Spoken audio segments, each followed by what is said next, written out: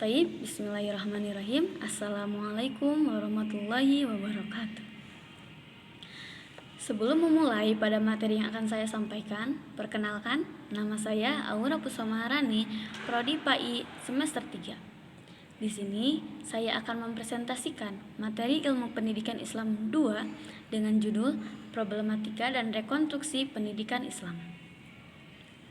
Akan saya sampaikan apa yang sudah saya pelajari mengenai problematika dan rekonstruksi pendidikan agama Islam.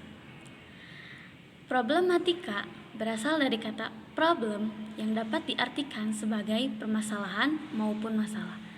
Menurut Kamus Besar Bahasa Indonesia, problem dapat diartikan sebagai hal-hal yang belum dipecahkan, sedangkan masalah dapat diartikan sebagai sesuatu yang harus diselesaikan. Sedangkan rekonstruksi menurut Kamus Besar Bahasa Indonesia berasal dari kata konstruksi yang kemudian ditambah imbuhan re menjadi rekonstruksi yang berarti pengembalian seperti semula atau penyusunan kembali. Pendidikan Islam menurut Dr. Andes Muhammad Esa Ibrahim adalah suatu sistem pendidikan yang memungkinkan manusia untuk hidup sesuai dengan ideologi Islam, sehingga dapat dengan mudah membentuk dirinya sesuai dengan ajaran Islam. Selanjutnya, saya akan membahas permasalahan ataupun problematika dalam pendidikan Islam. Problematika pendidikan Islam. 1. Kurikulum yang tidak relevan. Banyak sekali lembaga pendidikan Islam yang masih menggunakan kurikulum tradisional yang tidak selalu memenuhi kebutuhan dan tuntutan yang kontemporer. Yang kedua, keterbatasan sumber daya. Banyaknya juga lembaga-lembaga pendidikan Islam, terutama di wilayah yang kurang berkembang yang mengalami keterbatasan sumber daya, termasuk buku teks, infrastruktur, dan tenaga pengajar yang berkualitas. Yang ketiga, kualifikasi dan pelatihan guru. Kualifikasi dan pelatihan guru seringkali tidak memadai yang dapat mempengaruhi kualitas pengajaran dan pembelajaran. Yang keempat, keterpisahan antara pendidikan agama dan ilmu pengetahuan.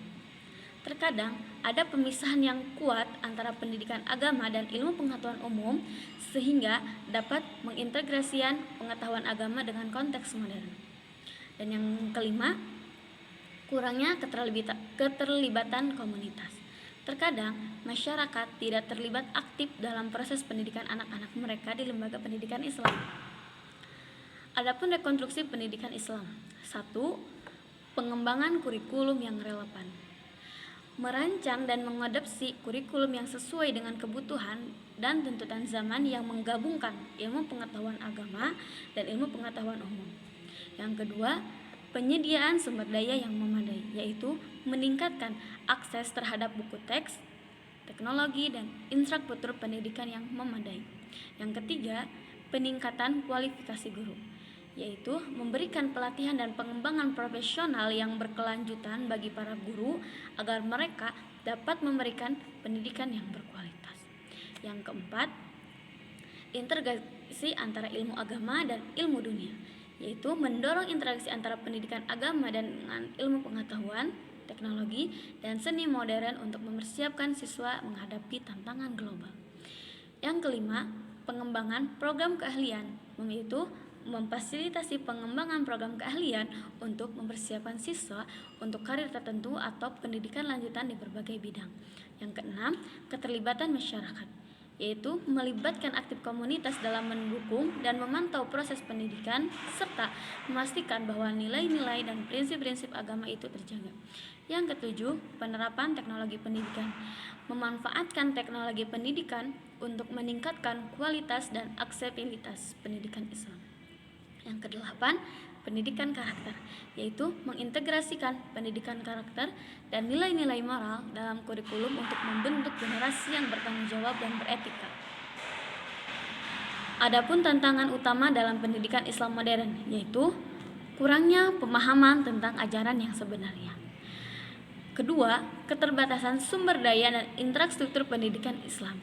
Dan yang ketiga, keterlibatan masyarakat dalam pendidikan Islam sangatlah kurang. Yang keempat, tantangan dalam menghadapi perkembangan teknologi dan globalisasi. Ada pula solusi kreatif untuk mengatasi tantangan pendidikan Islam. Yang pertama, pendidikan Islam yang lebih terintegrasi dengan pendidikan umum dan teknologi. Yang kedua, pengembangan sumber daya dan infrastruktur pendidikan Islam yang lebih baik. Dan yang ketiga, pengembangan program pendidikan Islam yang lebih inklusif dan melibatkan masyarakat secara aktif. Dan yang terakhir, penggunaan teknologi dan globalisasi untuk memperluas akses pendidikan Islam dan memperkaya pemahaman tentang ajaran Islam. Kesimpulannya adalah, problematika dan rekonstruksi pendidikan Islam adalah dua aspek penting dalam mengembangkan sistem pendidikan Islam yang efektif dan relevan sesuai dengan tuntutan zaman.